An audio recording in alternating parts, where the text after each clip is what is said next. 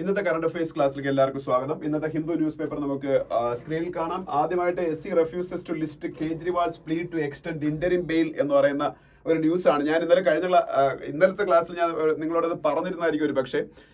കേജ്രിവാളിന് June 1 election കഴിഞ്ഞ് June 2 കോർട്ടിൽ ജയിലിൽ സറണ്ടർ ചെയ്യണം. കാരണം എന്ന് വെച്ചാൽ തൽക്കാലത്തേക്ക് ഇലക്ഷൻ ക്യാമ്പയിനിങ്ങിന് വേണ്ടിയിട്ടാണ് പുള്ളിക്ക് ജാമ്യം കൊടുത്തത്. അപ്പൊ എന്താണ് ചെയ്തതെന്ന് വെച്ചാൽ മെഡിക്കൽ ഗ്രൗണ്ടിൽ ഒരാഴ്ചയും കൂടെ ലീവ് വേണമെന്നാണ്, ജാമ്യം വേണം, ബെയിൽ വേണമെന്നാണ് അദ്ദേഹം കോടതിയിൽ വാദിച്ചത്. അതിന്റെ കാരണം എനിക്ക് തോന്നുന്നു റിസൾട്ട് വരുമ്പോൾ ഇൻ കേസ് ഇന്ത്യ മുന്നണിക്ക് ഒരു ഗവൺമെന്റ് ഫോം ചെയ്യാൻ അങ്ങനെ ഒരു സാഹചര്യം ഉണ്ടാവുന്നു എന്നുണ്ടെങ്കിൽ പുള്ളിക്ക് അതിന്റെ ഡെലിബറേഷൻസിലും ഒക്കെ പങ്കെടുക്കാൻ വേണ്ടിയിട്ടായിരിക്കണം അങ്ങനെ പറഞ്ഞു. പക്ഷെ എന്തായാലും സുപ്രീം കോടതി അതിന് റെഡി ആയിരുന്ന കാര്യം എന്ന് വെച്ചാൽ സുപ്രീം കോടതിയിൽ ഒരു കേസ് ലിസ്റ്റ് ചെയ്യുന്ന സുപ്രീം കോടതിയുടെ രജിസ്ട്രാർ ആണ്.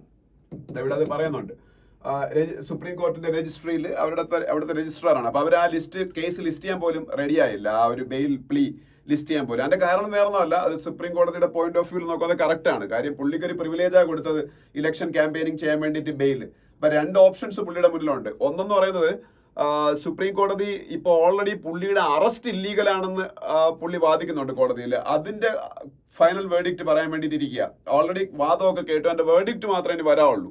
അറസ്റ്റേ ഇല്ലീഗൽ ആണെന്ന്. ഇപ്പം ന്യൂസ് ക്ലിക്ക് എന്ന് പറയുന്ന ന്യൂസ് പോർട്ടലിന്റെ ഫൗണ്ടർ ചൈനീസ് ഫണ്ടിങ് സ്വീകരിച്ചുകൊണ്ട് ആന്റി നാഷണൽ ആക്ടിവിറ്റീസ് ചെയ്തു എന്നുള്ള പേരിൽ UAPA ചുമത്തി അദ്ദേഹത്തിന് NIA അറസ്റ്റ് ചെയ്തായിരുന്നു. UAPA unlawful activities prevention act എന്ന് പറയുന്ന ആക്ടിന്റെ അണ്ടറിൽ അറസ്റ്റ് ചെയ്തായിരുന്നു. പ്രബീർ പുരകസ്ത എന്ന് പറയുന്ന ന്യൂസ് ക്ലിക്ക് എന്ന് പറയുന്ന വെബ് പോർട്ടലിന്റെ ഫൗണ്ടർ. പക്ഷേ പിന്നീട് ആ അറസ്റ്റിൽ പ്രൊസീജിയേഴ്സ് കറക്റ്റായിട്ട് പാലിച്ചില്ല എന്ന് പറഞ്ഞ് സുപ്രീം കോടതി അയാളെ റിലീസ് ചെയ്തു.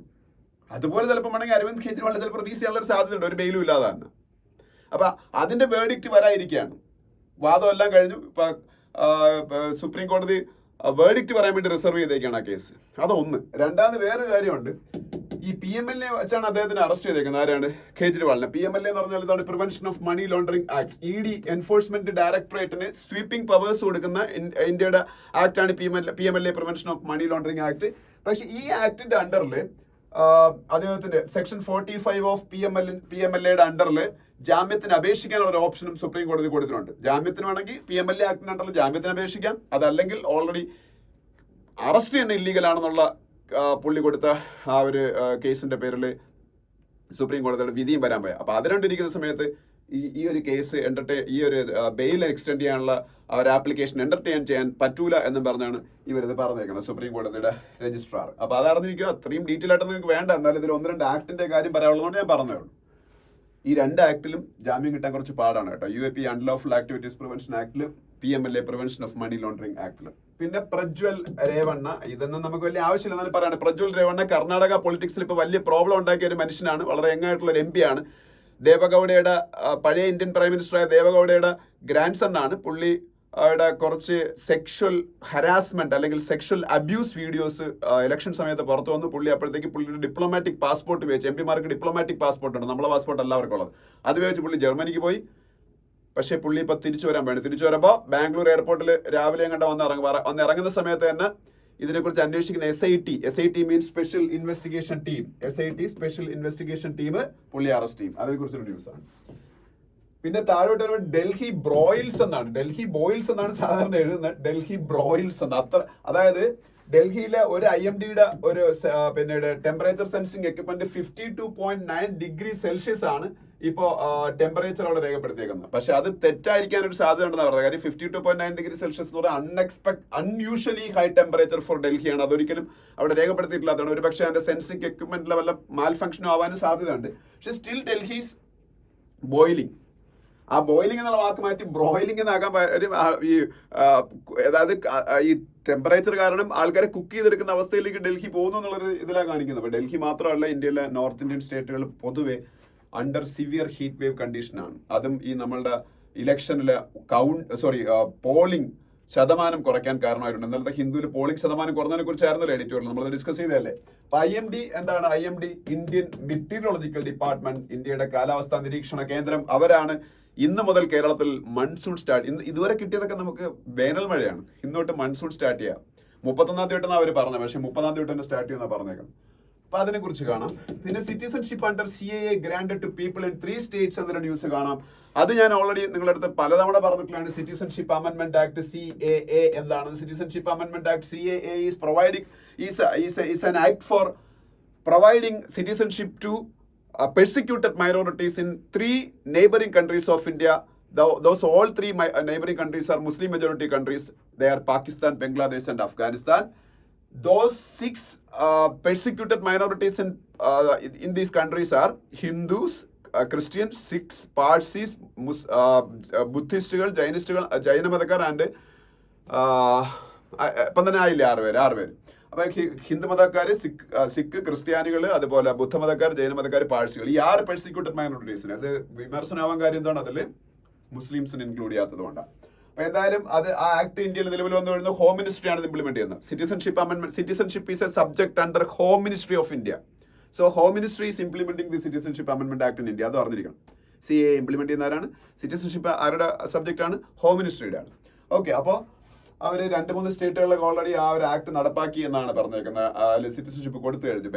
വെസ്റ്റ് ബംഗാളിൽ, അതുപോലെ ഹരിയാനയിലോ ഉത്തരാഖണ്ഡിലോ ഒക്കെ. അതൊന്നും എഴുതണ്ട, ജസ്റ്റ് പറഞ്ഞതാണ്. ഇനി ഇവിടെ എല്ലാവർക്കും അറിയാൻ വേണ്ടിയിട്ട് ഉള്ളൊരു news. Wife can sell assets of husband in കൊമാറ്റോസ് condition, Madras high court.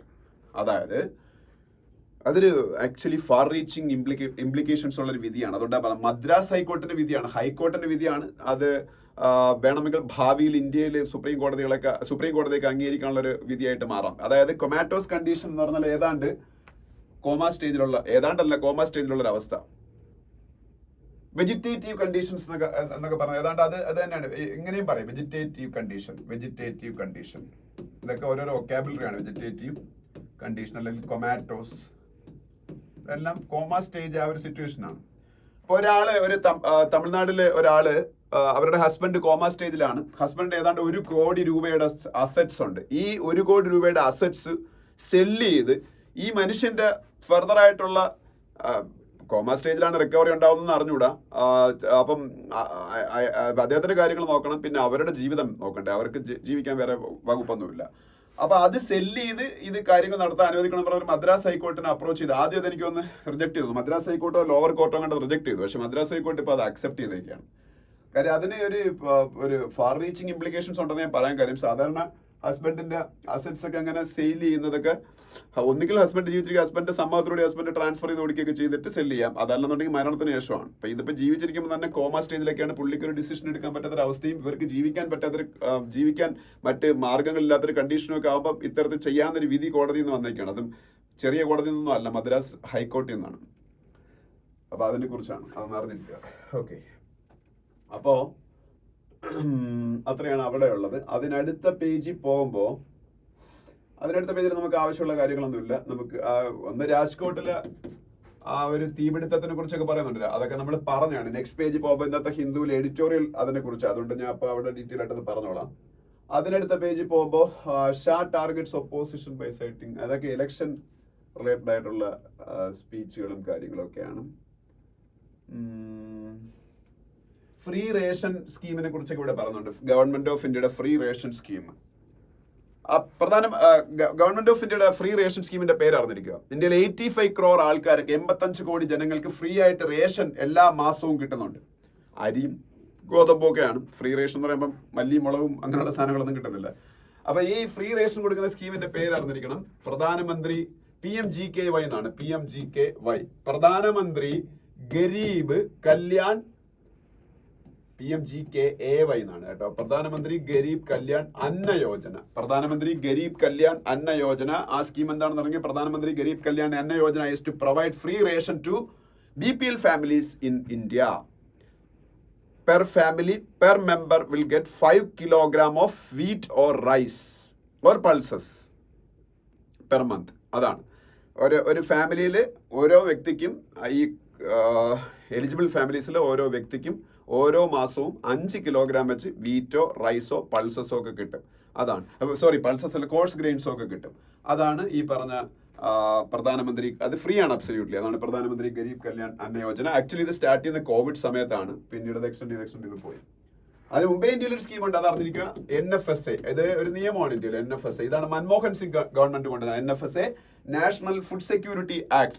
National food security act, national food security act ഇപ്പോഴും നിലവിലുള്ള ഒരു സംഭവമാണ്. നാഷണൽ ഫുഡ് സെക്യൂരിറ്റി ആക്ടിന്റെ അണ്ടറിലാണ് മൻമോഹൻ സിംഗ് ഈ പറഞ്ഞ 5 കിലോഗ്രാം BPL ഫാമിലീസിലുള്ള ആൾക്കാർക്ക് ഗ്രെയിൻ കൊടുക്കാൻ തുടങ്ങി. അത് പക്ഷേ ഫ്രീ അല്ലായിരുന്നു. പക്ഷേ ഫ്രീ അല്ല എന്നെങ്കിലും ഏതാണ്ട് ഫ്രീ പോലെ തന്നെയായിരുന്നു. 3 രൂപ പെർ കിലോഗ്രാം അരിക്കാണെങ്കിൽ, വീറ്റിനാണെന്നുണ്ടെങ്കിൽ 2 രൂപ പെർ കിലോഗ്രാം, കോഴ്സ് ഗ്രെയിൻസിനാണെങ്കിൽ 1 രൂപ പെർ കിലോഗ്രാം കൊടുക്കണം. അതിപ്പോൾ ഫ്രീ ആക്കിയെന്നുള്ള ഈ PMGKY. അപ്പോൾ NFSA എന്താണെന്ന് പറഞ്ഞിരിക്കുക, നാഷണൽ ഫുഡ് സെക്യൂരിറ്റി ആക്ട്. ബാക്കി ഒന്നും ഇവിടെ നമുക്ക് ആവശ്യമുള്ളതല്ല. അതിൻ്റെ അടുത്ത പേജിലേക്ക് പോകുമ്പോൾ തെലങ്കാന, ഇവിടെ ഒരു കാര്യം പറയാനുള്ളത്. Telangana government to unveil the state emblem on June 2. June 2 എന്ന് പറഞ്ഞ ഡേറ്റ് തെലങ്കാനയെ സംബന്ധിച്ച് വളരെ ഇമ്പോർട്ടന്റ് ആണ്. What is the significance of June 2 for Telangana? On June 2, 2014, Telangana state was formed by bifurcating Andhra Pradesh. ആന്ധ്രാപ്രദേശിനെ ബൈഫർക്കേറ്റ് ചെയ്തുകൊണ്ട് തെലങ്കാന എന്ന് പറഞ്ഞ സ്റ്റേറ്റ് ഇന്ത്യയിലെ യങ്ങസ്റ്റ് സ്റ്റേറ്റ് ആയിട്ട് നിലവിൽ വരുന്നത് June 2, 2014. സോ June 2 എന്ന് പറഞ്ഞ തെലങ്കാനയുടെ ബർത്ത് ഡേ ആണ്. കേരള പിറവി November 1 എന്നൊക്കെ പറയുന്ന പോലെ. അപ്പം ഇപ്പോൾ 10 years ആവാൻ പോയ 2024 ആയില്ലേ. സോ 10 years ആവാൻ പോയ തെലങ്കാന സ്റ്റേറ്റ് ഫോർമേഷന്റെ അതിന്റെ വലിയൊരു ഫംഗ്ഷൻ ഒക്കെ തെലങ്കാനയുടെ ചീഫ് മിനിസ്റ്റർ അല്ലേ രേവന്ത് റെഡ്ഡി. ഈ രേവന്ത് റെഡ്ഡിയുടെ ഗവൺമെന്റ് കോൺഗ്രസ് ഗവൺമെന്റ് ആണ്. അവര് വലിയൊരു സെലിബ്രേഷൻ അവിടെ നടത്താൻ പോയാണ്. അതിൽ സോണിയാഗാന്ധിയാണ് ചീഫ് ഗസ്റ്റ് ആയിട്ട് അവർ കൊണ്ടുവരാൻ പോണ. കാര്യം വേറൊന്നുമല്ല, തെലങ്കാന സ്റ്റേറ്റ് ഫോം ചെയ്തതിന്റെ ചീഫ് ആർക്കിടെക്റ്റിൽ ഒരാള് അന്നത്തെ UPA ചെയർപേഴ്സണായ, UPA ഗവൺമെന്റ് ആണല്ലോ അത് ഭരിച്ചത്, മൻമോഹൻ സിംഗ്. അപ്പോൾ UPA ഗവൺമെന്റ് UPയുടെ ചെയർപേഴ്സൺ സോണിയാഗാന്ധി ആയിരുന്നു, പ്രൈം മിനിസ്റ്റർ മൻമോഹൻ സിംഗ് ആണെങ്കിലും. അപ്പൊ അവരൊരു chief architect of formation of തെലങ്കാനയാണ്. സോ അതുകൊണ്ട് അവരൊക്കെയാണ് വരുന്നത്. അന്ന് ഈ സ്റ്റേറ്റിന്റെ ഒരു എംബ്ലം പുതുതായിട്ട് ഫോം ചെയ്യുമെന്നാണ് അവർ പറഞ്ഞേക്കുന്നത്. എംബ്ലം ഒക്കെ വരട്ടെ, എന്നിട്ട് നമുക്ക് അതെന്താണെന്ന് നോക്കാം. കേരളത്തിനൊക്കെ ഒരു എംബ്ലം ഉണ്ടല്ലോ, 2 ആനയൊക്കെ നിൽക്കുന്ന കണ്ടിട്ടില്ലേ. നമുക്ക് ഇന്ത്യയുടെ എംബ്ലം എന്താണ്? ഇന്ത്യയുടെ എംബ്ലം എന്താണെന്ന് ഇവിടെ എല്ലാവരും എടുത്തും ചോദിച്ചാൽ എല്ലാവരും പറയാം അശോക ചക്രം എന്ന്. അശോക ചക്രം അല്ല ഇന്ത്യയുടെ എംബ്ലം. അശോക ചക്രം ഉൾപ്പെടുന്ന ഒരു സാധനമാണ് ഇന്ത്യയുടെ എംബ്ലം എന്ന് പറയുന്നത്. നിങ്ങൾ പ്രസിഡന്റ് ഓഫ് ഇന്ത്യയുടെയും പ്രൈം മിനിസ്റ്റർ ഓഫ് ഇന്ത്യയുടെ ഒക്കെ ഓഫീസൊക്കെ എവിടെയെങ്കിലും ഒക്കെ ഫോട്ടോ കണ്ടിട്ടുണ്ടെങ്കിൽ അതിൻ്റെ അകത്ത് കാണാം ലയൺ ക്യാപിറ്റൽ ഓഫ് സാരാനാഥ്. സാരാനാഥില് അശോക സ്തംഭം എന്നൊക്കെ പറയുന്ന സംഭവം ഉണ്ടല്ലോ, അതിൻ്റെ അകത്ത് ലയൺ ഒക്കെ ഉള്ള ഒരു സാധനം. അതിൻ്റെ അകത്താണ് ഈ അശോക ചക്രം ഉള്ളത്. അശോക ചക്രം അല്ല ഇന്ത്യയുടെ national emblem. Lion capital of Sarnath ആണ്. ഓക്കെ, ഇനി നെക്സ്റ്റ് പേജിലേക്ക് പോകും. നെക്സ്റ്റ് പേജിലേക്ക് പോകുമ്പോൾ ഹിന്ദുവിൽ 2 എഡിറ്റോറിയൽസ് ഉണ്ട്. ആ 2 എഡിറ്റോറിയൽസും കറണ്ട് അഫയേഴ്സ് പോയിന്റ് ഓഫ് വ്യൂവിൽ അത്ര ഇമ്പോർട്ടൻ്റ് ഒന്നും ഞാൻ പറയത്തില്ല. പക്ഷേ കുറെ കാര്യങ്ങൾ ഈ ഫസ്റ്റ് എഡിറ്റോറിയലുണ്ട് ഇന്ത്യ പോയിന്റ് ഓഫ് വ്യൂവിൽ. സെക്കൻഡ് എഡിറ്റോറിയൽ അമേരിക്കയെ കുറിച്ചാണ്, അല്ലെങ്കിൽ എക്സാക്ട്ലി പറഞ്ഞാൽ അമേരിക്കയുടെ പ്രസിഡന്റ് ആവാൻ പോകുന്ന ഡൊണാൾഡ് ട്രംപിനെ കുറിച്ചാണ്. അമേരിക്കയുടെ പ്രസിഡന്റ് ആകാൻ പോകുന്ന ഡൊണാൾഡ് ട്രംപ് എന്ന് പറയുമ്പോൾ അതിനൊരു പ്രവചനാത്മകമായിട്ടുള്ള ഒരു സ്റ്റേറ്റ്മെന്റ് നടത്തിയത്. പക്ഷെ അതിനുള്ള സാധ്യതയാണുള്ളത്. കാര്യം ഒപ്പീനിയൻ പോൾസ് എല്ലാം പറഞ്ഞ അങ്ങനെയാണ്. ട്രംപ് റിപ്പബ്ലിക്കൻ പാർട്ടിയുടെ കാൻഡിഡേറ്റ് ആയിട്ട് ഇലക്ഷനിൽ മത്സരിച്ച് ട്രംപ് അവിടെ പ്രസിഡന്റ് ആവുന്ന പറഞ്ഞാൽ ജോയ് ബൈഡന്റെ പോപ്പുലാരിറ്റി റേറ്റിംഗ് വളരെ മോശമാണ്. ഓക്കെ, അപ്പൊ അതവിടെ നിൽക്കട്ടെ, അതിലോട്ട് പോവാം നമുക്ക്. ഇൻസെൻഡിയറി എന്നാണ് ഈ എഡിറ്റോറിയലിന്റെ പേര്. ഇൻസെൻഡിയറി എന്ന് പറഞ്ഞാല് വളരെ നോർമലി എന്താ പറയുക, വളരെ കാഷ്വൽ ആയിട്ട് കാര്യങ്ങൾ അപ്രോച്ച് ചെയ്ത് തീപിടുത്തത്തിന് കാരണമാകുന്ന ഒരു സംഭവം. അത് ഇൻസെൻഡിയർ എന്ന് പറഞ്ഞാൽ തീപിടുത്തത്തിന് കാരണമാകുന്നതാണെന്നാണ് എന്റെ വിശ്വാസം. ഇൻസിഡിയസ് എന്ന് പറഞ്ഞാൽ നോർമലി ഒരു പ്രൊസീജിയർ ബേസ്ഡ് ആയിട്ട് കാര്യങ്ങൾ ചെയ്യുന്നു, പക്ഷെ ഒരു എന്താ പറയുന്നത് ലാക്ക് ഓഫ് സീരിയസ്നെസ് എന്നുള്ള രീതിയിലാണ്. അപ്പം അത് തന്നെയാണല്ലോ അവിടെയൊക്കെ നടന്നതും. ഈ രാജ്കോട്ടിലാണ് ഗെയിമിംഗ് സോണിൽ തീപിടുത്തം നടന്നത്, ഗുജറാത്തിൽ, അതുപോലെ ഡൽഹിയിൽ ന്യൂ ബോൺ ബേബീസ് അല്ലെങ്കിൽ ഒരു ചിൽഡ്രൻ ഹോസ്പിറ്റലിലാണ് തീപിടുത്തം നടന്നത്. അതിനെക്കുറിച്ച് ഉള്ള ഒരു എഡിറ്റോറിയലാണ്. അപ്പൊ നമുക്ക് ഞാൻ നേരത്തെ പറഞ്ഞ പോലെ രാജ്കോട്ടിലും ഡൽഹിയിലും ഒരു ക്ലിനിക്കിലുമായിട്ട് 24 hours ഡിഫറൻസിൽ 30 പേര് കൂടുതൽ ആൾക്കാർ മരിക്കുകയാണ്. അതിലേറ്റവും ന്യൂ ബോൺ ആയിരുന്നാലും അല്ലാതെ പ്രായമുള്ളവരായിരുന്നാലും ലൈഫ് ഈസ് ഓൾവേസ് പെർഷ്യസ്, പക്ഷേ ആൾക്കാരുടെ ജീവിതം നഷ്ടപ്പെടുന്നു. അപ്പൊ ഇതിന്റെ കാരണം ഈ ഫയർ സേഫ്റ്റിക്ക് വളരെ പ്രാധാന്യം ഒന്നും കൊടുക്കാതെ വളരെ നെഗ്ലിജിയൻസ് ആറ്റിറ്റ്യൂഡുള്ള ബിൽഡേഴ്സ് പോലുള്ള സ്റ്റേക്ക് ഹോൾഡേഴ്സ്, അതുപോലെ റെഗുലേറ്ററി അതോറിറ്റീസ്, ഇവരെല്ലാം അതിന് കാരണമാണെന്ന് പറഞ്ഞേക്കുന്നത്. അപ്പം നമ്മളുടെ ഒരു ബിൽഡിങ്ങിൽ തീപിടുത്തോണ്ട് ബിൽഡ് ചെയ്ത ആൾക്കാർ അതിന് ഉത്തരവാദിയാണ്, ഒപ്പം തന്നെ റെഗുലേറ്ററി അതോറിറ്റീസും അതിന് ഉത്തരവാദിയാണ്. ഇതില് ഒരു NBC 2016 കുറിച്ച് പറയുന്നുണ്ട്. എഴുതിയെടുത്ത് പഠിക്കാൻ വേണ്ട. National building code of 2016. ആ നാഷണൽ ബിൽഡിംഗ് കോഡ് ഓഫ് 2016 അവര് സ്ട്രിക്റ്റ് ആയിട്ടുള്ള കുറെ സേഫ്റ്റി പ്രോട്ടോകോൾസ് പറയുന്നുണ്ട്. ഈ NBC national building code of 2016 ഉണ്ടാക്കുന്ന BIS ആണ്, ബ്യൂറോ ഓഫ് ഇന്ത്യൻ സ്റ്റാൻഡേർഡ്സ് ആണ്. പക്ഷേ ബ്യൂറോ ഓഫ് ഇന്ത്യൻ സ്റ്റാൻഡേർഡ്സ് വളരെ സ്ട്രിക്റ്റ് ആയിട്ടൊക്കെ ഡോക്യുമെന്റേഷൻ ഒക്കെ ഉണ്ടാക്കി വെച്ചാൽ അത് ഇംപ്ലിമെന്റ് ചെയ്യുക എന്ന് പറഞ്ഞാൽ അവർക്ക് പോസിബിൾ അല്ല, since BIS is A central government body. But fire safety is A state subject. Specifically speaking അതാത് മുനിസിപ്പാലിറ്റി അല്ലെങ്കിൽ അതാത് പഞ്ചായത്ത് അവരൊക്കെയാണ് ചെയ്യേണ്ടത്, ലോക്കൽ ബോഡീസ്. അപ്പോൾ അതുകൊണ്ട് തന്നെ NBC 2016 കൊണ്ടാക്കിയത് എന്ന് പറഞ്ഞ് BIS-നൊന്നും അതിൽ വലിയ റോളില്ല. അപ്പോൾ ഒരു ഡിസ്റിഗാർഡ് ആണ് ഫയർ സേഫ്റ്റി നോംസ് പോലുള്ള കാര്യങ്ങളിൽ ഇന്ത്യയിൽ ഉള്ളത് എന്നുള്ളതിന്റെ ഏറ്റവും വലിയ എക്സാമ്പിൾ ആയിട്ട് ഹോം മിനിസ്ട്രിയുടെ അണ്ടറിലുള്ള ഡയറക്ടർ ഓഫ് ഫയർ സർവീസിന്റെ വെബ്സൈറ്റിൽ അവർ പറയുന്ന ചില കാര്യങ്ങൾ ഇതിനകത്ത് പറയുന്നുണ്ട്. Fire services are not well organised in India എന്ന് മാത്രമല്ല, ഇന്ത്യയിലെ requirement manifold, fire safety related ആയിട്ടുള്ള റിക്വയർമെന്റ് മാനിഫോൾഡ് കൂടിയെങ്കിലും ഇതിനകത്ത് വലിയ പ്രോഗ്രസ് ഒന്നും ഇന്ത്യയിൽ ഉണ്ടായിട്ടില്ല ഫയർ സേഫ്റ്റി നോംസിന്റെ കാര്യത്തിൽ എന്നാണ്. ഒരു തിയേറ്ററിൽ പോയി സിനിമ കാണുമ്പോൾ പോലും നമ്മൾ വളരെയധികം പേടിക്കണം. കാരണം പണ്ട് ഇന്ത്യയിലുണ്ടായ ഏറ്റവും വലിയ ഫയർ സേഫ്റ്റി റിലേറ്റഡ് ആയിട്ടുള്ള ആക്സിഡന്റ് എന്ന് പറഞ്ഞ ഉപഹാർ എന്ന് പറഞ്ഞൊരു ഡൽഹിയിലെ തിയേറ്ററിൽ, ഞാനൊക്കെ സ്കൂളിലൊക്കെ പഠിക്കുന്ന കാലഘട്ടത്തിൽ ഏതാണ്ട് 10-60 പേര് കൂടുതൽ വെന്ത് മരിച്ചിട്ടുണ്ട്. തിയേറ്ററിൽ സിനിമ കണ്ടുകൊണ്ടിരിക്കുമ്പോൾ അവിടെ ഫയർ എക്സിറ്റ് ഒന്നും പ്രോപ്പർ ആയിട്ടില്ല, ഫയർ സേഫ്റ്റി എക്യുപ്മെന്റ്സ് ഒന്നും വർക്ക് ചെയ്യുന്നില്ല. ഇപ്പം ഞാൻ ചിലപ്പോഴും സിനിമ തിയേറ്ററിൽ എനിക്ക് ചെറുതായിട്ട് പേടി തോന്നും. കാര്യം ആക്ച്വലി അത് വളരെ നാരോ ആയിട്ടുള്ള ഓപ്പണിംഗ് ഉള്ള ഒരുപാട് ആൾക്കാർ സിനിമ കണ്ടുകൊണ്ടിരിക്കുന്ന സ്ഥലങ്ങളാണ്. ഇപ്പോൾ പ്രോപ്പർ ആയിട്ടുള്ള ഫയർ സേഫ്റ്റി നോംസ് ഒന്നും അല്ലെങ്കിൽ ഒരു സ്പാർക്ക് മതി ഒരു ഫയർ ഉണ്ടാവാൻ. അപ്പം നമ്മൾ പേടിക്കേണ്ട ഒരു കാര്യമാണ്. അപ്പോൾ ഇന്ത്യയിൽ അതൊക്കെ വളരെ ലെത്താർജിക് ആയിട്ട് ഒരു ഇതുമില്ലാതെയാണ് ഇതൊക്കെ ചെയ്യുന്നത്. അപ്പം ഇന്ത്യയിൽ ഇങ്ങനെ ഒരു സംഭവം ഉണ്ടല്ലോ, NDMA, നമുക്കറിയാമായിരിക്കും. NDMA, SDMA ഒക്കെ ഉണ്ട്. SDMA എന്ന് പറയുന്നത് സ്റ്റേറ്റ് ലെവലിലാണ്, സ്റ്റേറ്റ് ഡിസാസ്റ്റർ മാനേജ്മെന്റ് അതോറിറ്റി. ഇതാണ് ഇന്ത്യയുടെ ഗവൺമെന്റ് ഓഫ് ഇന്ത്യയുടെ സ്ഥാപനം. NDMA, national disaster management authority. അവര് 13th ഫിനാൻസ് കമ്മീഷനോട് ഒരു റെക്കമെൻഡേഷൻ നടത്തി ഇന്ത്യയിലെ എമർജൻസി സർവീസസ് റീവാമ്പ് ചെയ്യാൻ വേണ്ടിയിട്ട് 7,000 crore അലോക്കേറ്റ് ചെയ്യാൻ 13th ഫിനാൻസ് കമ്മീഷന്റെ അടുത്ത് ഗവൺമെന്റ് ഓഫ് ഇന്ത്യയുടെ അടുത്ത് റെക്കമെൻഡ് ചെയ്യാൻ പറഞ്ഞു. പക്ഷെ ഫിനാൻസ് കമ്മീഷൻ ചെയ്തത് 7,000 കോടി 90,000 കോടി അലോക്കേറ്റ് ചെയ്യാൻ അവർ പറഞ്ഞ കാര്യം. മുനിസിപ്പാലിറ്റി ലെവൽ തൊട്ട് നമ്മളുടെ fire and emergency preparedness revamp ചെയ്യാൻ വേണ്ടി. പക്ഷേ ഹോം മിനിസ്ട്രി പിന്നീട് പക്ഷെ അതിനുശേഷം നടന്ന കാര്യങ്ങളെ കുറിച്ച് ഇപ്പൊ റെക്കമെൻഡേഷൻസ് ആയി പറഞ്ഞ 90,000 കോടി കൊടുക്കാൻ പറഞ്ഞു. ആര് പറഞ്ഞു? 13th ഫിനാൻസ് കമ്മീഷൻ പറഞ്ഞു. 13th ഫിനാൻസ് കമ്മീഷനോട് നാഷണൽ ഡിസാസ്റ്റർ മാനേജ്മെന്റ് അതോറിറ്റി പറഞ്ഞത് 7,000 കോടി കൊടുക്കാനാണ്.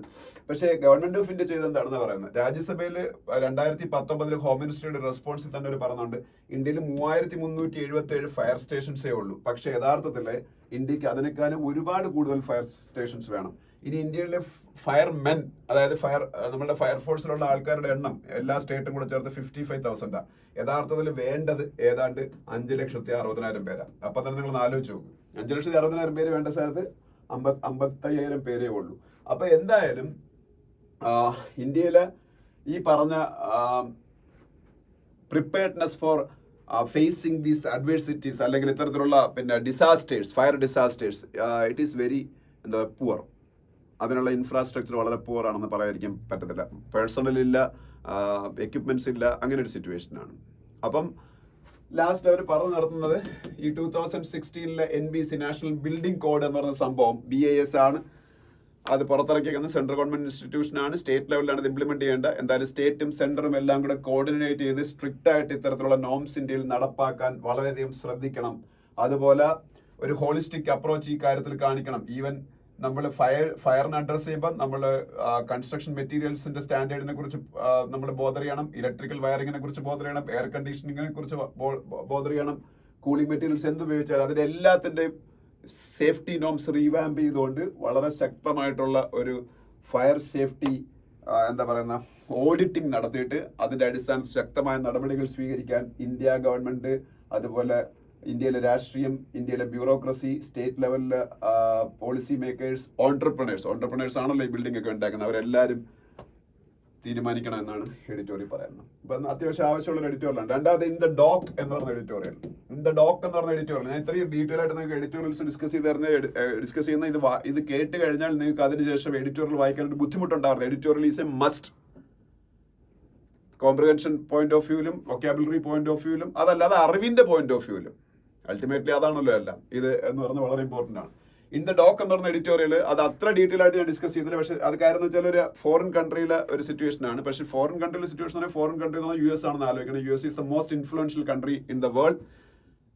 അപ്പൊ അതുകൊണ്ട് തന്നെ അവരുടെ നടക്കുന്ന എല്ലാ മാറ്റങ്ങളും നമുക്കെല്ലാം വളരെ ഇമ്പോർട്ടന്റ് ആണ്. ഇപ്പൊ വേറെ ഒന്നല്ല, ഇതിൽ ഡൊണാൾഡ് ട്രംപ് ഒരു കേസ് നേരിട്ടുകൊണ്ടിരിക്കുകയാണ്. സ്റ്റോമി ഡാനിയൽസ് എന്ന് പറഞ്ഞ പോൺ സ്റ്റാർ ആണ് അതിലെ കഥാപാത്രം. ഈ ട്രംപിന് ഒരുപാട് സ്ത്രീകളുമായിട്ടൊക്കെ ബന്ധമുണ്ടായിരുന്ന പറഞ്ഞാൽ ഒരാളായിരുന്നു ഒരു പോൺ സ്റ്റാർ ആയ സ്റ്റോമി ഡാനിയൽസ് എന്ന് പറയുന്ന വ്യക്തി. അവര് ട്രംപുമായിട്ട് ബന്ധം ഉണ്ടായിരുന്നു. 2016 അവരുടെ ട്രംപുമായിട്ടുള്ള ബന്ധം പുറത്ത് വരാതിരിക്കാൻ വേണ്ടിയിട്ട് US പ്രസിഡൻഷ്യൽ ഇലക്ഷൻ ഒക്കെ നടക്കുന്ന സമയത്താണെന്ന് തോന്നുന്നു ഏതാണ്ട് $130,000 അവർക്ക് ഹഷ് മണി ആയിട്ട് കൊടുത്തു എന്നാ പറയുന്നത്. അത് കൊടുത്തു എന്നുള്ളതിനപ്പുറം ട്രംപിന്റെ തന്നെ ഒരു അഡ്വക്കേറ്റ് ആണത് എന്നാണത് വെളി വന്നത്. മൈക്കൽ കോഹൻ എന്ന് പറഞ്ഞ അഡ്വക്കേറ്റ്. ട്രംപിന്റെ അഡ്വക്കേറ്റും ട്രംപും തമ്മിൽ പിന്നീട് ഭയങ്കര ശത്രുക്കളായി മാറി. അപ്പൊ ഇത് അമേരിക്കൻ പ്രസിഡൻഷ്യൽ ഇലക്ഷന്റെ സമയത്ത് പുള്ളി കൊടുത്ത അഫിഡവിറ്റിന്റെ അകത്തൊക്കെ പുള്ളി ഈ ഒരു മണി ട്രാൻസാക്ഷനെ കുറിച്ചുള്ള വിവരങ്ങളൊക്കെ മറച്ചു വെച്ചു. അത് illegal interference in American president election ആണ് എന്നൊക്കെയാണ് ഈ കേസ് എന്ന് പറയുന്നത്. അപ്പൊ ആ കേസിന് ശക്തമായിട്ട് ട്രംപ് ഡിഫെൻഡ് ചെയ്യുന്നുണ്ട്. പക്ഷേ ഇതാണ് ഫസ്റ്റ് പാരഗ്രാഫിൽ പറഞ്ഞേക്കുന്നത്. സെക്കൻഡ് പാരഗ്രാഫിൽ പറയുന്നത് ഈ കേസിൽ യഥാർത്ഥ 4 വർഷം വരെ ഇംപ്രിസൺമെന്റ് കിട്ടാൻ സാധ്യതയുള്ള വകുപ്പുകളുണ്ട്. അത് അതിന്റെ വിധി ഉടനെ വരും. പക്ഷേ ഇതുവരെയും ആ കേസിൽ അങ്ങനെ ബെയിലിൽ പുറത്ത് നടക്കുകയാണ് ട്രംപ്. ഇനി ട്രംപിന് അഗെയിൻസ്റ്റ് ആയിട്ടൊരു ഇംപ്രിസൺമെന്റ് വരാനുള്ള സാധ്യത കുറവാണെന്നാണ് ഇതിൻ്റെ അകത്ത് പറഞ്ഞത്. കാരണം 2-3 കാര്യങ്ങൾ അതിൽ പറയുന്നുണ്ട്. ഒരു കാര്യം എന്ന് പറയുന്നത് പുള്ളിക്കെതിരെ ഇന്ന് വരെ മറ്റ് കേസുകളിലൊക്കെ പെട്ട് ജയിലിൽ കിടന്ന പാരമ്പര്യമൊന്നുമില്ല. പിന്നെ പുള്ളിയുടെ ഏജ് 77 വയസ്സാണ്. പിന്നെ സൊസൈറ്റിയെ മോശമായിട്ട് ബാധിക്കുന്ന ഒരു കാര്യവും ഇതിൻ്റെ അകത്ത് ഇല്ല. അതൊക്കെ കൊണ്ട് മിക്കവാറും അങ്ങേക്ക് ഇംപ്രിസൺമെന്റ് കിട്ടാൻ ചാൻസ് ഇല്ല. ഇനി ഇൻ കേസ് ഇംപ്രിസൺമെന്റ് വിധിച്ചാലും ഫർദർ ആയിട്ട് അവിടെ ഇത് കോർട്ട് ഓഫ് അപ്പീലുകൾ ഒരുപാടുണ്ട്. ആ കോർട്ട് ഓഫ് അപ്പീൽസിലൊക്കെ പുള്ളിക്ക് അപ്പീൽ ചെയ്യാൻ ആവശ്യം പോലെ സമയമുണ്ട്. ഓക്കെ, അപ്പൊ അതുകൊണ്ട് തന്നെ ഇതിന്റെ പേരിൽ അകത്ത് പോകേണ്ടി വരൂല എന്നാണ് ഇതിലൊരു അസംഷൻ പറഞ്ഞത്. രണ്ടാമത് പക്ഷേ ഇതോടുകൂടി ട്രംപിന്റെ പ്രശ്നം തീരുന്നില്ല. ഈ പറഞ്ഞ സ്റ്റോമി ഡാനിയൽ എന്നുള്ള പോൺ സ്റ്റാറുമായിട്ടുള്ള ഈ അഫെയറിന്റെ വിഷയം തീരും. അതിന്റെ സൈഡിൽ കൂടെ തന്നെ വേറെ കേസസ് ഉണ്ട്. അതൊക്കെ കുറച്ചുകൂടെ സീരിയസ് നേച്ചറാണ്. 2020 ജോയ് ബൈഡൻ അവിടെ ജയിക്കുന്നു, ട്രംപ് തോക്കുന്നു. അപ്പൊ ആ വിധി അംഗീകരിക്കാതെ പുള്ളിയുടെ സപ്പോർട്ടേഴ്സിനെ വയലൻസിന് പ്രേരിപ്പിച്ചു, ഇൻസൈറ്റ് ചെയ്തു. അപ്പൊ ആ വയലൻസിന്റെ ഭാഗമായിട്ട് അമേരിക്കയുടെ ഭരണസിരാകേന്ദ്രമായ ക്യാപിറ്റോൾ ബിൽഡിങ്ങിൽ അറ്റാക്ക് നടന്നു. ചില ആൾക്കാർ മരിക്കുകയൊക്കെ ചെയ്തു. വലിയ അജിറ്റേഷൻസും വലിയ വയലൻസും ഒക്കെ ഉണ്ടായി. അതിന്റെ പേരൊരു കേസുണ്ട്. പിന്നെ വേറൊരു കേസ്, US-ന്റെ ഏറ്റവും വലിയ രഹസ്യങ്ങൾ അമേരിക്കൻ പ്രസിഡന്റിന്റെ വീട്ടിൽ കാഷ്വലായിട്ട് എടുത്ത് സൂക്ഷിച്ചു എന്നുള്ള കാര്യം. പുള്ളിയുടെ വീട് പരിശോധിച്ച പുള്ളിന്റെ വീടിന്റെ അകത്തുനിന്ന് അമേരിക്കൻ ഗവൺമെന്റുമായിട്ട് ബന്ധപ്പെട്ട പല രേഖകളും കണ്ടെത്തി. അങ്ങനെയും ചെയ്യാൻ പാടില്ലല്ലോ. അപ്പൊ അതെല്ലാം അങ്ങനെയൊക്കെയുള്ള കേസുകളാണ്. ഇതിലൊക്കെ പക്ഷേ വിധി വരാൻ താമസിക്കും. വിധി വന്നു കഴിഞ്ഞാലും പുള്ളിക്ക് അപ്പീൽ പോവാം. അതുകൊണ്ടൊക്കെ തന്നെ അമേരിക്കൻ പ്രസിഡന്റ് ഇലക്ഷനിൽ ട്രംപ് ജയിക്കുന്നതിനോ അല്ലെങ്കിൽ അധികാരത്തിൽ വരുന്നതിനോ അത് തടയുന്നില്ല. പിന്നെ ഞാൻ മനസ്സിലാക്കിയിടത്തോളം പുള്ളി ജയിലിൽ പോയതിന്റെ സിറ്റുവേഷൻ വന്നാലും ജയിലിൽ കിടന്നുകൊണ്ട് ഭരിക്കാനുള്ള പ്രൊവിഷൻ അമേരിക്കയിലുണ്ട് എന്നാണ്. അത് നിങ്ങളത് ചെക്ക് ചെയ്തോളാം. ഞാൻ എവിടെ വായിച്ചത് അങ്ങനെയാണ്. ഇന്ത്യയിൽ അത് പറ്റൂല. ജയിലിൽ പോയി 2 years കൂടുതൽ ഇംപ്രിസൺമെന്റ് കിട്ടിയാൽ ഒഫീഷ്യൽ പൊസിഷൻ റിസൈൻ ചെയ്യേണ്ടി വരും. അതുകൊണ്ടാണല്ലോ രാഹുൽ ഗാന്ധി ഈ ഇടയ്ക്ക് ജയിലിൽ മറ്റേ ഡീഫമേഷൻ കേസിൽ അകത്ത് പോയപ്പോഴത്തേക്ക് വയനാട് MP സ്ഥാനം ആദ്യം രാജിവെക്കേണ്ടത്. പിന്നെ ആ കേസ് സുപ്രീം കോടതി പോയപ്പോഴത്തേക്ക് അതിന് കുറ്റവിമുക്തനാക്കി അങ്ങനെ എന്തോ ചെയ്തുകൊണ്ടാണ് പുള്ളിക്ക് വീണ്ടും MP സ്ഥാനം കിട്ടിയത്. ഓക്കെ, ഇന്ത്യയിൽ അത് പറ്റത്തില്ല. പിന്നെ India liberalism and its crisis of legitimacy എന്നും പറഞ്ഞൊരു ആർട്ടിക്കിൾ ശശി തരൂർ എഴുതിയ ആർട്ടിക്കിൾ ഉണ്ട്. വേണമെങ്കിൽ വായിച്ചു നോക്കുക. അതിൽ വേറെ കാര്യമൊന്നുമില്ല. അതിൽ നമുക്കൊരു current affairs point of view ഒന്നുമില്ല. ഇത്രയേ ഉള്ളൂ. India was A liberal society previously എന്നാണ് തരൂർ പറഞ്ഞത്. പക്ഷേ എനിക്ക് അതിനോട് യോജിപ്പില്ല. കാര്യം നമുക്ക് തരൂർ തരൂർ നമ്മളെക്കാളും ഭയങ്കര ഇന്റലക്ച്വൽ ആണ്. പറഞ്ഞെല്ലാം സമ്മതിക്കാൻ എനിക്ക് പറ്റത്തില്ല. കാര്യം 47 ഇന്ത്യക്ക് ഫ്രീഡം കിട്ടിയതിന് ശേഷം കുറെ കാലം ഇന്ത്യ നെഹ്റുവിയൻ ലിബറലിസം ഫോളോ ചെയ്ത് മുമ്പോട്ട് പോയി എന്നുള്ളത് കൊണ്ട് ഇന്ത്യ ലിബറൽ സൊസൈറ്റി ഒരിക്കലും ആവുന്നില്ല. എല്ലാ കാലത്തും ഒരു ലിബറൽ മൂല്യങ്ങളും ഇല്ലാതെ കാസ്റ്റിസവും കമ്മ്യൂണലിസവും ഒക്കെ ഉള്ള രാജ്യം തന്നെയായിരുന്നു ഇന്ത്യ. പക്ഷെ അന്ന് നെഹ്റുവിന്റെ സ്റ്റാച്ചർ, അതുപോലെ ഇന്ത്യൻ നാഷണൽ കോൺഗ്രസ് ആ സമയത്ത് ഇൻഡിപെൻഡൻസ് നേടിത്തരാൻ വേണ്ടിയിട്ട് എടുത്ത ആ ഒരു സ്ട്രഗിളിന് ലീഡർഷിപ്പ്, അതൊക്കെ കൊണ്ട് കോൺഗ്രസിനും അതുപോലെ നെഹ്റു, സർദാർ പട്ടേൽ, മഹാത്മാഗാന്ധി പോലുള്ള 3 സ്റ്റാൾവാർഡ്സിനും ഇന്ത്യൻ പൊളിറ്റിയിൽ ഉണ്ടായിരുന്ന അക്സെപ്റ്റൻസ് ഒക്കെയാണ് ഇന്ത്യയിലെ ആ ഒരു ലിബറൽ പൊളിറ്റിയുമായിട്ട് അല്ലെങ്കിൽ ലിബറൽ പോളിസീസുമായിട്ട് മുമ്പോട്ട് പോകാൻ നെഹ്റുവിനെ അനുവദിച്ചത് എനിക്ക് തോന്നുന്നത്. പക്ഷേ എഡിറ്റോറിയൽ അങ്ങനെയല്ല, ഈ ആർട്ടിക്കിളിൽ അങ്ങനെയല്ല പറയുന്നത്. പിന്നെ ഇപ്പോഴത്തെ ആരെയും പേരൊന്നും ഇതിൽ പറയുന്നില്ല, ഞാൻ പറഞ്ഞതാണ് പേര്. ഇപ്പൊ പക്ഷേ ഇന്ത്യയിൽ മാത്രമല്ല ലോകം മുഴുവനും അതോറിറ്റേറിയൻ ലീഡേഴ്സിനാണ് പ്രാധാന്യം വരുന്നത്. ഇപ്പോൾ ഹംഗറി എടുക്കുകയാണെന്നുണ്ടെങ്കിൽ ഹംഗറിയുടെ പ്രൈം മിനിസ്റ്റർ, പുള്ളിയുടെ പേര് ഞാൻ മറന്നു, വിക്ടർ ഓർബൻ. അതുപോലെ ടർക്കി ഇടിക്കുകയാണെന്നുണ്ടെങ്കിൽ റെസെപ് തായിബ് എർദോഗാൻ എന്ന് പറഞ്ഞ ടർക്കിയുടെ പ്രസിഡന്റ് അതുപോലെ ഇന്ത്യ അടിക്കുകയാണെങ്കിൽ നരേന്ദ്രമോദി, റഷ്യ അടിക്കുകയാണെങ്കിൽ വ്ളാഡിമിർ പുടിൻ, യൂറോപ്പിൽ അർജന്റീന അടിക്കുകയാണെങ്കിൽ ജാവിയർ മിലേയി, അങ്ങനെ ഒരുപാട് പ്രസിഡന്റുമാർ. ഇവരെല്ലാവരും അതോറിറ്റേറിയൻ ലീഡേഴ്സാണ്. ഡെമോക്രസിയിലെ കൂടെയാണ് അവർ ഇലക്റ്റായി വരുന്നതെങ്കിലും ഇവരെല്ലാം അതോറിറ്റേറിയൻ ലീഡേഴ്സാണ്. അപ്പോൾ അവർക്കാണ് കൂടുതൽ പ്രാധാന്യം കിട്ടുന്നത്. അല്ലാതെ ലിബറൽ പോളിസീസിന് ഒരു പ്രാധാന്യം ലോകത്ത് കിട്ടുന്നില്ല. അത് തന്നെയാണ് ഇന്ത്യയിലെ അവസ്ഥ. അതിന് മാറ്റം വരുത്താൻ എന്തൊക്കെ ചെയ്യണം എന്നാണ് തരൂർ ഇതിൽ ഡിസ്കസ് ചെയ്തേക്കുന്നത്. നിങ്ങൾക്ക് ആ രീതിയിലൊക്കെ സീരിയസ് തോട്ട് പ്രോസസ്സിൽ താല്പര്യമുണ്ടെങ്കിൽ മാത്രം അത് വായിക്കുക. ഓക്കെ, ഞാൻ വായിച്ചു. എനിക്കത് താല്പര്യമുള്ളതുകൊണ്ടാണ് വായിച്ചത്. നിങ്ങൾക്ക് വായിക്കാൻ താല്പര്യമുണ്ടെങ്കിൽ വായിക്കുക. ഇനി രണ്ടാമത്തെ dispelling population myth triggered by a working paper. ഇതിനെക്കുറിച്ച് ജസ്റ്റ് ഞാൻ ഒന്ന് പറഞ്ഞേക്കാം. ഇത് വേറൊന്നുമല്ല, ഈ EAC-PM എന്ന് പറയുന്ന ഒരു സംഭവമുണ്ട്. EAC-PM ഗവൺമെന്റ് ഓഫ് ഇന്ത്യയുടെ ഒരു സംഭവമാണ്. EAC-PM എന്ന് പറഞ്ഞാൽ economic advisory council to prime minister. ഇതെല്ലാവരും പഠിക്കേണ്ടത്, അതുകൊണ്ടാണ് പറയുന്നത്. Economic advisory council to prime minister. Prime മിനിസ്റ്ററിന്റെ സാമ്പത്തിക ഉപദേശ കൗൺസിൽ. അപ്പൊ EAC prime minister, economic advisory council to prime minister of India. അതിന്റെ ചെയർമാൻ ബിബേക് ഡെബ്രോയി ആണ്. ബിബേക് ഡെബ്രോയി, അതും പരീക്ഷയ്ക്ക് ചോദിക്കുന്നതാണ്. Bibek Debroy is the chairman of EAC-PM. ഇപ്പൊ ഇതിലെന്ത് സംഭവിച്ചെന്ന് വെച്ചാൽ, ഇവർ ഈ ഇടയ്ക്ക് ഒരു പേപ്പർ ഇറക്കി. EAC-PM അല്ല പേപ്പർ ഇറക്കിയത്, അതിലൊരു മെമ്പർ ഒരു പേപ്പർ ഇറക്കി. അപ്പൊ അതിൽ അവർ പറഞ്ഞത് ഇന്ത്യയിൽ 9 കോടി മുസ്ലിം പോപ്പുലേഷൻ 1950 ഉള്ളായിരുന്നു. ഇപ്പോൾ അത് 14 crores ക്രോസ് ചെയ്തു. അതേസമയത്ത് ഹിന്ദു പോപ്പുലേഷൻ 84 കോടി ഉണ്ടായിരുന്നു, 78 കോടിയായിട്ട് കുറഞ്ഞു. അതായത് അവർ പറയുന്നത് മൈനോറിറ്റീസ് ആയിട്ടുള്ള മുസ്ലിംസിന് പോപ്പുലേഷൻ കൂടിയപ്പോൾ അതിന്റെ അർത്ഥം minorities are thriving in India and they are not at a danger under Modi റൂളോ അല്ലെങ്കിൽ ഏത് റൂളാണെങ്കിലും എന്നാണ് അവർ പറഞ്ഞത്. പക്ഷേ അങ്ങനെയല്ല.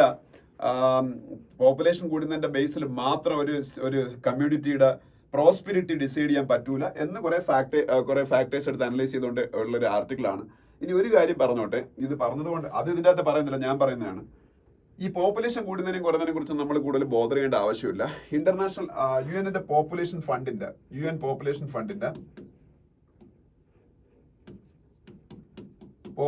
ഫണ്ടിന്റെ കണക്കനുസരിച്ച് ഇന്ത്യയിലെ TFR, ലോകം മുഴുവനുണ്ട് TFR, ഇന്ത്യയിലെ TFR means total fertility rate. Total fertility rate എന്ന് പറഞ്ഞ ഒരു സ്ത്രീ അവരുടെ പ്രജനന കാലത്ത് അവർക്ക് പ്രഗ്നന്റ് ആയി കുട്ടികളെ ഉൽപ്പാദിപ്പിക്കാൻ കഴിയുന്ന പീരീഡ് ആണ് ഫെർട്ടൈൽ പീരീഡ് എന്ന് പറഞ്ഞാൽ അവരുടെ ആ പീരീഡിൽ അവർ ഉൽപ്പാദിപ്പിക്കുന്ന ആവറേജ് കുട്ടികളുടെ എണ്ണമാണ് TFR. അത് ഇന്ത്യയിൽ ഇപ്പൊ 2.1 ആണ്. ഒരു സമയത്ത് അത് 4 ആയിരുന്നു. അപ്പൊ അതുകൊണ്ട് ഇന്ത്യയുടെ പോപ്പുലേഷൻ കൂടി 145 കോടിയൊക്കെ ആയി. ചൈനയൊക്കെ നമ്മൾ പോവർട്ടേക്ക് ചെയ്തത്. പക്ഷെ അത് ഗ്രാജുവലി ഓരോ ഡെക്കേഡ്സ് കഴിയുമ്പോൾ കുറഞ്ഞു ഇപ്പൊ 2.1 ആയി. 2.1 is ideal TFR. Ideal TFR means replacement rate എന്ന് പറയാം. അതായത് മരണം നിരക്കും ജനന നിരക്കും, അതായത് ജനങ്ങൾ കൊണ്ട് റീപ്ലേസ് ചെയ്യുന്ന അവസ്ഥ, അതാണ് ഐഡിയൽ. ഈ 2.1 താഴോട്ട് പോയാൽ പോപ്പുലേഷൻ കുറയും. അപ്പൊ 2.1 ഇന്ത്യ എത്തിക്കഴിഞ്ഞു. അപ്പൊ അതായത് നമ്മൾ റീപ്ലേസ്മെന്റ് റേറ്റിൽ എത്തിക്കഴിഞ്ഞു. അതുകൊണ്ട് നമുക്ക് കുറെ കാലത്തേക്ക് ഡെമോഗ്രാഫിക് ഡിവിഡൻഡ് എന്ന് പറഞ്ഞ യൂത്തിന്റെ പോപ്പുലേഷൻ കൂടുന്ന അവസ്ഥ എല്ലാം ഈ ഡെമോഗ്രാഫിക് ഡിവിഡൻഡ് ഉണ്ടാകുന്നത്. അത് ഇന്ത്യക്ക് ഉണ്ട് ഇപ്പം.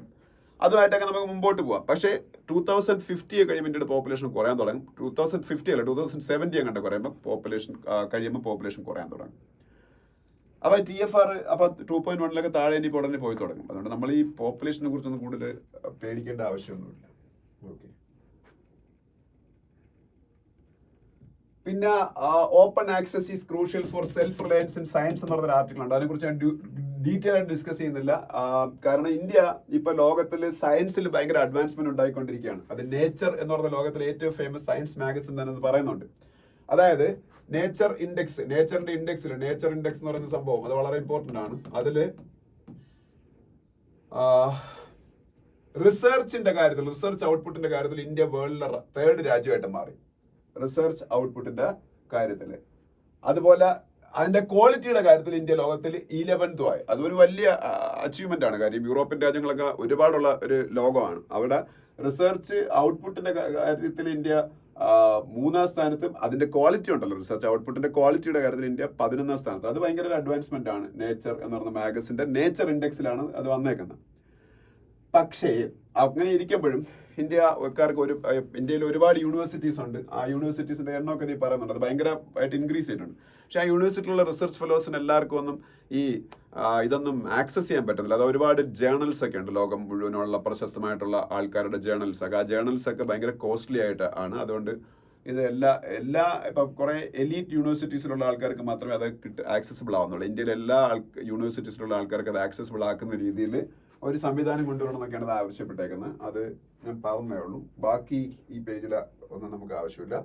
അതിനടുത്ത പേജിലേക്ക് പോകുമ്പോൾ an overview of Amrut scheme എന്ന് പറഞ്ഞൊരു സംഭവം ഉണ്ട്. അതൊന്ന് വായിച്ചു നോക്കുക വേണമെന്നുള്ളവര്.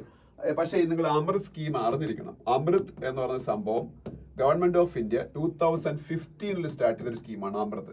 അതുപോലെയാണ് സ്മാർട്ട് സിറ്റി പ്രോജക്റ്റ്.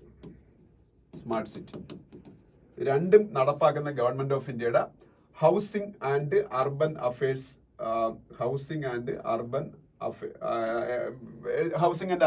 മിനിസ്ട്രി എന്ന് എഴുതിയ ഷോർട്ട് ഫോം ഉണ്ട്. എക്സാക്ട്ലി എനിക്ക് ഓർമ്മയില്ല. Housing and urban affairs ministry Hardeep Singh പുരിയുടെ മിനിസ്ട്രിയാണ്. മിനിസ്റ്റർ പേരൊന്നും എഴുതുന്നുണ്ട്. ഇനിയിപ്പോൾ പുതിയ മിനിസ്ട്രി വരും, അപ്പോൾ അവർ മിനിസ്റ്ററൊക്കെ മാറും. അപ്പോൾ അവർ നടപ്പാക്കുന്നുണ്ട് രണ്ട് scheme, smart city scheme and Amrut scheme. അമൃതിന്റെ expansion Atal mission for rejuvenation and urban transformation. Amrut Atal mission for rejuvenation and urban transformation. Atal Bihari വാജ്പേയിയുടെ പേരിലുള്ള സ്കീമാണ് അമൃത്. Atal mission for rejuvenation and urban transformation. ഇതിൽ 500 ഇന്ത്യൻ ടൗണുകളാണ് അവിടുത്തെ വാട്ടർ ആക്സസ്, അതുപോലെ സീവേജ് ആക്സസ്, അതുപോലെ അവിടുത്തെ എയർ ക്വാളിറ്റി, അങ്ങനെ എല്ലാം ഇമ്പ്രൂവ് ചെയ്യാൻ വേണ്ടിയിട്ടുള്ളതാണ് 500 ടൗണുകൾ. 1,00,000 കൂടുതൽ പോപ്പുലേഷനുള്ള ടൗണുകളാണ് ഇത് ഇൻക്ലൂഡ് ചെയ്തേക്കുന്നത്. ഇപ്പം അതിൽ കൊല്ലവും പത്തനംതിട്ടയും ആലപ്പുഴയും ഒക്കെ വരും കേരളത്തിൽ. ഇനി സ്മാർട്ട് സിറ്റി ആണെന്നുണ്ടെങ്കിൽ ബിഗ് സിറ്റീസ് 100 എണ്ണത്തിന്, ഇവിടെ 500 ആകുമ്പോൾ ഇവിടെ 100 എണ്ണത്തിന് ഈ പറഞ്ഞ എല്ലാ രീതിയിലും ഇമ്പ്രൂവ് ചെയ്യാൻ വേണ്ടി. നമ്മുടെ തിരുവനന്തപുരം സ്മാർട്ട് സിറ്റി പ്രോജക്റ്റിന്റെ ഭാഗമായിട്ടാണ് ഇവിടുത്തെ റോഡുകളെല്ലാം കളച്ച് മറിച്ചിട്ടേക്കുന്നത്. നിങ്ങൾ കണ്ടിട്ടില്ലേ? ഇപ്പം നിങ്ങൾ ഏരീസ് ഫ്ലെക്സിൽ സിനിമ കാണാൻ പോയാൽ നിങ്ങൾ ഈ എന്താ പറയുക, നിങ്ങൾക്ക് ഈ ട്രക്കിംഗ് ഒക്കെ അറിയാവുന്നവരെ ഒക്കെ ആണെന്നുണ്ടെങ്കിൽ അതുവഴി പോകാൻ പറ്റും, നടന്നു പോകാനും. മനസ്സിലായി? ആ രീതിയിലാണ് ആ റോഡാക്കിയിട്ടേക്കുന്നത്. അതുപോലെ ഓഫ് റോഡ് ഡ്രൈവിംഗ് അറിയാവുന്നവരൊക്കെ അവിടെ കാറിൽ പോകാൻ പറ്റും. അപ്പോൾ അതെല്ലാം സ്മാർട്ട് സിറ്റിയുടെ ഭാഗമായിട്ട് hundreds of crores ഗവൺമെന്റിൽ നിന്ന് കിട്ടുന്നുണ്ട്. അത് വെച്ച് ചെയ്യുന്ന പരിപാടിയാണ്. സമയബന്ധിതമായിട്ട് പൂർത്തിയാക്കാത്തതുകൊണ്ട് ഇങ്ങനെയുള്ള സിറ്റുവേഷൻ വരുന്നത്. അപ്പോൾ സ്മാർട്ട് സിറ്റി എന്ന് പറയുന്നത് കേരളത്തിൽ തിരുവനന്തപുരവും കൊച്ചിയാണ്.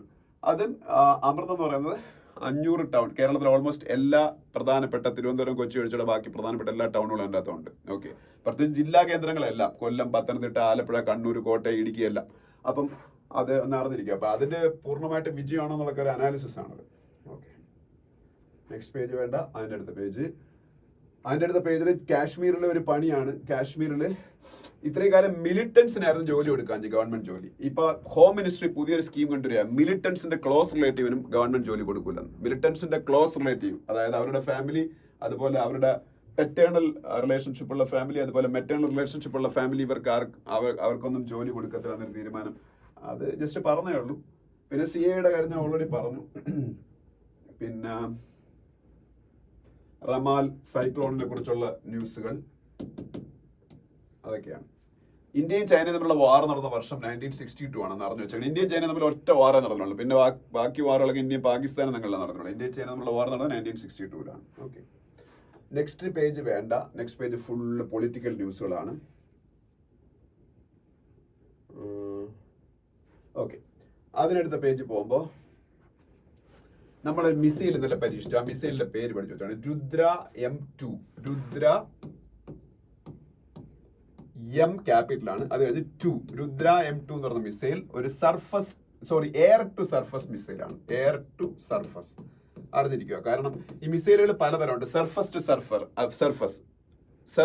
സർഫസ്. ഇവിടെ സർഫസിൽ നിന്ന് സർഫസിലുള്ള ഒരു എനിമിയെ ടാർഗറ്റ് ചെയ്യാൻ വേണ്ടിയിട്ടാണ് ഉപയോഗിക്കുന്നത്. അഗ്നി 1, അഗ്നി 2, അഗ്നി 3, അഗ്നി 4, പൃഥ്വി ഒക്കെ അതാണ്.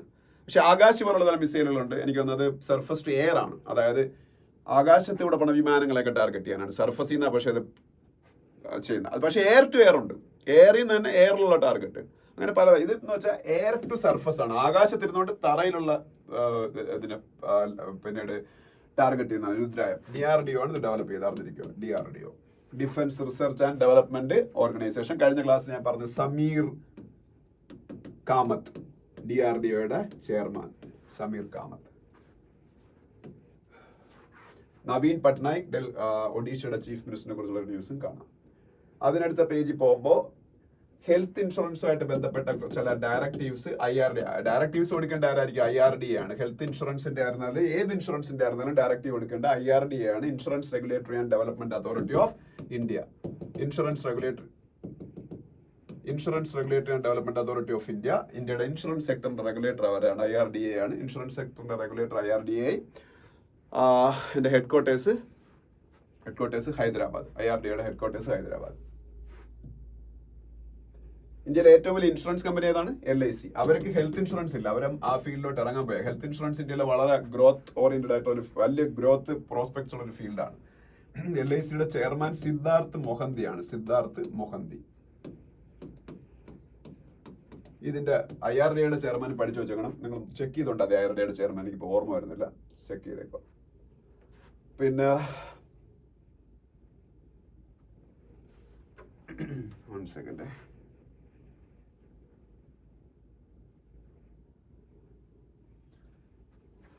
പിന്നെ ഇവിടെ റെയിൽവേയുടെ ഒരു സ്ഥാപനമായ റൈറ്റ്സിനെ കുറിച്ചൊരു ന്യൂസ് ഉണ്ട്. റെയിൽവേക്ക് ഒരുപാട് സ്ഥാപനങ്ങളുണ്ട്. നമ്മൾ ഇപ്പോൾ സ്റ്റോക്ക് മാർക്കറ്റിലേക്ക് ഇൻവെസ്റ്റ് ചെയ്യുന്ന ആൾക്കാരാണ്. ഏറ്റവും നിങ്ങൾക്ക് റിട്ടേൺ തരുന്ന സ്റ്റോക്കുകൾ പലതും പബ്ലിക് സെക്ടർ കമ്പനികളുടെ സ്റ്റോക്കുകളാണ്. നമ്മളെ കേരളത്തിലൊരു സ്ഥാപനമുണ്ട്. കേരളത്തിൽ ഒരുപക്ഷെ ഏറ്റവും കൂടുതൽ വാല്യൂ ഉള്ള സ്ഥാപനം അതാണ്, ഈ കൊച്ചിൻ ഷിപ്പ്യാർഡ്. കൊച്ചിൻ ഷിപ്പ്യാർഡിന്റെ വാല്യൂ 50,000 കോടി ക്രോസ് ചെയ്തു കഴിഞ്ഞ ആഴ്ച, 50,000 crore. കൊച്ചിൻ ഷിപ്പ്യാർഡിൽ 1 ലക്ഷം രൂപ കഴിഞ്ഞ വർഷം ഇൻവെസ്റ്റ് ചെയ്ത ആളിന് ഇപ്പം ഈ വർഷം അത് 7.2 ലക്ഷം രൂപയായിട്ട് മാറി. അതായത് 7.2 ടൈംസ് ആണ് ഈ അതിന്റെ ഷെയർ വാല്യൂ കൂടിയത്. അതുപോലെ റെയിൽവേയുടെ മിക്കവാറുള്ള എല്ലാ ഷെയറുകളും, റെയിൽവേയുടെ ഷെയറുകൾ എന്ന് പറഞ്ഞപ്പോൾ ഞാൻ പറഞ്ഞ റൈറ്റ്സ് റെയിൽവേയുടെ ഒരു ഷെയർ ആണ്. റെയിൽവേയുടെ ഒരു കൺസൾട്ടൻസി ഫേമാണ് റൈറ്റ്സ് എന്ന് പറയുന്നത്. അതുപോലെ ഈ റൈറ്റ്സ് ആണ് നമ്മുടെ കേരളത്തിൽ KFON ഒക്കെ നടപ്പാക്കുന്നതിൽ ഒരു പ്രധാന പങ്ക് വഹിക്കുന്നത്. KFON എന്ന് പറഞ്ഞ പരിപാടിയൊക്കെ ഉണ്ടല്ലോ. അതുപോലെ റെയിൽവേയുടെ IRCTC, അങ്ങനെ Indian railway finance corporation IRFC, പിന്നീട് റെയിൽവേയുടെ തന്നെ വേറൊരു കൺസ്ട്രക്ഷൻ കമ്പനിയാണ്, അതിന്റെ പേര് ഞാൻ മറന്നുപോയി. അതെല്ലാം വൻ ഗ്രോത്ത് ആണ്. അത് റെയിൽവേ മാത്രമല്ല, പൊതുവെ പബ്ലിക് സെക്ടർ കമ്പനി. അതിന്റെ കാര്യം വേറൊന്നുമല്ല, ഗവൺമെന്റ് ഓഫ് ഇന്ത്യ കാപ്പെക്സ് ഭയങ്കരമായിട്ട് കൂട്ടിയതുകൊണ്ട്. Capex means capital expenditure. Capex അതായത് ഗവൺമെന്റ് ഓഫ് ഇന്ത്യ കാപ്പെക്സ് കൂട്ടുമ്പോൾ സ്വാഭാവികമായിട്ട് പബ്ലിക് സെക്ടർ കമ്പനിയുടെ വഴിയായിരിക്കില്ല. ക്യാപിറ്റൽ എക്സ്പെൻഡിച്ചർ മീൻസ് ഈ റോഡ്, റെയിൽവേ അങ്ങനെയുള്ള സംഭവങ്ങളെല്ലാം ഡെവലപ്പ് ചെയ്യാൻ വേണ്ടിയിട്ട് കോവിഡിന് ശേഷം നമ്മൾ എക്കോണമി ബൂസ്റ്റ് ചെയ്യാൻ വേണ്ടിയിട്ട് കുറെ കാര്യങ്ങൾ ചെയ്തു. അതാണ് ഇന്നത്തെ നമ്മളെ GDP ഗ്രോത്തിന് കാരണം. ആ കാപ്പെക്സ് എന്ന് പറഞ്ഞാൽ എപ്പോഴും ഗവൺമെന്റ് ഓഫ് ഇന്ത്യയുടെ കമ്പനികൾ വഴിയായിരിക്കും. മെയിൻലി അതിന്റെ അടിസ്ഥാന സൗകര്യ വികസനത്തിനുള്ള മേഖലയിൽ പ്രവർത്തിക്കുന്ന കമ്പനികളൊക്കെ ആയിരിക്കും അതിന്റെ ഗുണം കിട്ടുന്നത്. അപ്പൊ അടിസ്ഥാന സൗകര്യം എന്ന് പറയുമ്പോൾ നമ്മൾ റെയിൽവേക്ക് അടിസ്ഥാന സൗകര്യമാണ്. അതുകൊണ്ട് അതെല്ലാ ഷെയർസും ഭയങ്കര ഇൻക്രീസ് ആണ്. അപ്പൊ പറഞ്ഞേ ഉള്ളൂ റൈറ്റ്സ്. പിന്നെ 6 വർഷത്തിന് ശേഷം ഇന്ത്യ ഈ വീറ്റ് ഇമ്പോർട്ട് ചെയ്യാൻ പോകണം വേണ്ട. അതിന്റെ അടുത്ത പേജിൽ പോകുമ്പോൾ നമ്മൾ പഠിക്കേണ്ട ഒരു കാര്യം അവിടെ ഉള്ളത്, EU creates AI office to regulate technology under tough new law. ലോകത്തിലെ ഏറ്റവും കോംപ്രഹെൻസീവ് ആയിട്ടുള്ള AI റൂൾസ് ഡെവലപ്പ് ചെയ്ത് ഈ ഇടയ്ക്ക് യൂറോപ്യൻ യൂണിയൻ ആണ്. EU this year approved the world's first comprehensive rules to govern AI. Artificial intelligence is a very potent weapon. അത് four good and bad. അപ്പം നല്ല കാര്യത്തിനും മോശം കാര്യത്തിനും ആർട്ടിഫിഷ്യൽ ഇന്റലിജൻസ് ഭയങ്കര ഇമ്പോർട്ടൻ്റ് ആണ്. അത് മോശമായിട്ടും കാര്യം നമ്മൾ ഡീപ് ഫേക്ക് ടെക്നോളജിയെ കണ്ടില്ലേ. ഇപ്പം നിങ്ങൾ ആരെ വെച്ചോണെങ്കിലും നിങ്ങളാണെന്ന് തോന്നുന്ന ഇതിൽ പോൺ വീഡിയോസ് ഒക്കെ ഉണ്ടാക്കാൻ പറ്റും. രശ്മിക മന്ദാനയൊക്കെ ഡീപ് ഫേക്ക് വീഡിയോ ഈ ഇടയ്ക്ക് ഇറങ്ങിയതുപോലെ. മോർഫിംഗ് പോലെ അല്ലത്, മോർഫിംഗ് ആണെങ്കിൽ തിരിച്ചറിയാനും പറ്റും. അപ്പൊ അതൊക്കെ അതിന്റെ പൊട്ടൻഷ്യൽ മിസ്യൂസുകളാണ്. അപ്പം EU വേൾഡിലെ first comprehensive rule for governing AI ഉണ്ടാക്കിയത് ലോകത്ത് ആരാണെന്ന് വെച്ചാൽ ആദ്യമായിട്ട് ഉണ്ടാക്കിയതാണ്. ഇപ്പൊ ഇന്ത്യയിലൊക്കെ വരും ഭാവിയിൽ. ആദ്യമായിട്ട് ഉണ്ടാക്കിയ EU ആണ്. യൂറോപ്യൻ യൂണിയൻ ഹെഡ്ക്വാർട്ടേഴ്സ് ബെൽജിയത്തിന്റെ ക്യാപിറ്റലായ ബ്രസൽസ്. യൂറോപ്യൻ യൂണിയൻ ഹെഡ്ക്വാർട്ടേഴ്സ് ബെൽജിയത്തിന്റെ ക്യാപിറ്റലായ ബ്രസൽസ്. അവർ ഒരു AI ഓഫീസ് സ്റ്റാർട്ട് ചെയ്യാൻ പോയാണ് ഈ ടെക്നോളജി റെഗുലേറ്റ് ചെയ്യാൻ വേണ്ടി. അപ്പൊ ലോകത്ത് ഒരുപക്ഷെ ആദ്യമായിട്ട് ഈ AI റെഗുലേറ്റ് ചെയ്യാൻ വേണ്ടി ഒരു ഓഫീസ് സ്റ്റാർട്ട് ചെയ്യുന്ന യൂറോപ്യൻ യൂണിയൻ ആണെന്ന് എനിക്ക് തോന്നുന്നു. അതൊന്ന് ചെക്ക് ചെയ്തോളാം.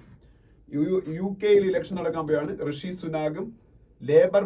സുനാക് കൺസർവേറ്റീവ് പാർട്ടി ലീഡറാണ്, അവിടുത്തെ മെയിൻ പാർട്ടിയാണ്. രണ്ടാമത്തെ ലേബർ പാർട്ടി ലീഡറായ കെയർ സ്റ്റാമർ തമ്മിലാണ് ഇലക്ഷൻ. കെയർ സ്റ്റാമറിന്റെ പേരൊന്നും പഠിക്കേണ്ട, അയാളായിരിക്കും അടുത്ത പ്രൈം മിനിസ്റ്റർ ആവാൻ പോണ ബ്രിട്ടനിൽ. സുനാക് തോക്കാനാ ചാൻസ്. അപ്പം നമുക്ക് പഠിക്കാം. ഓക്കെ.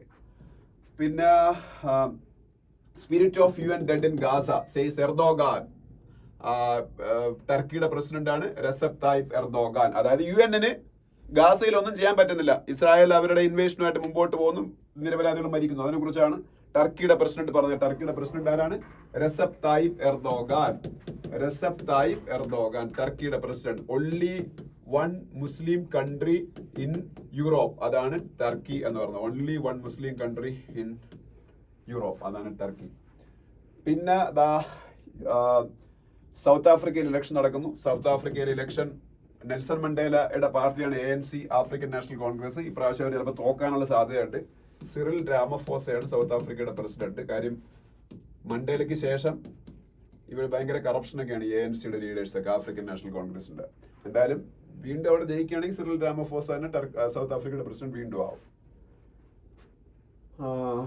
ഇത്രയൊക്കെയാണ്. പിന്നെ സ്വീഡനെ കുറിച്ചൊരു ന്യൂസ് ഉണ്ട്. സ്വീഡന്റെ പ്രൈം മിനിസ്റ്റർ ആണെന്നറിയാം. സ്വീഡനിലെ പ്രൈം മിനിസ്റ്റർ ആണ് പ്രധാനം.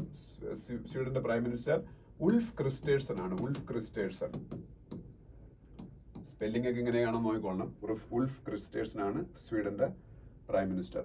പിന്നെ സ്പോർട്സ് പേജിൽ വരുമ്പോൾ ഫ്രഞ്ച് ഓപ്പൺ നടന്നുകൊണ്ടിരിക്കുന്നു. അത് എപ്പോഴും പറയുന്നത് റൊളാൻഡ് ഗാരോസിലാണ് ഫ്രഞ്ച് ഓപ്പൺ നടക്കുന്നത്. അതുപോലെ T20 വേൾഡ് കപ്പ് സ്റ്റാർട്ട് ചെയ്യാൻ പോകുന്നതിനെ കുറിച്ചുള്ള അനാലിസിസ് ഉണ്ട്.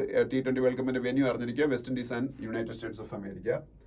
നെക്സ്റ്റ് പേജിൽ സുനിൽ ഛേത്രി, ഇന്ത്യയുടെ ഏറ്റവും ഗ്രേറ്റസ്റ്റ് ഫുട്ബോളേഴ്സിൽ ഒരാൾ, ഇന്ത്യൻ ടീമിന്റെ ക്യാപ്റ്റൻ, റിട്ടയർ ആവാൻ പോകുന്നു. അതിനെ കുറിച്ചുള്ള ന്യൂസും കാണാം. അപ്പൊ ഇത്രയാണ് ഇന്നത്തെ ഹിന്ദു ന്യൂസ് പേപ്പർ എന്ന് പറയുന്നത്. എല്ലാവരും നോട്ട് എഴുതിയെടുത്ത് വീഡിയോ കണ്ട് നോട്ട് എഴുതിയെടുക്കുക.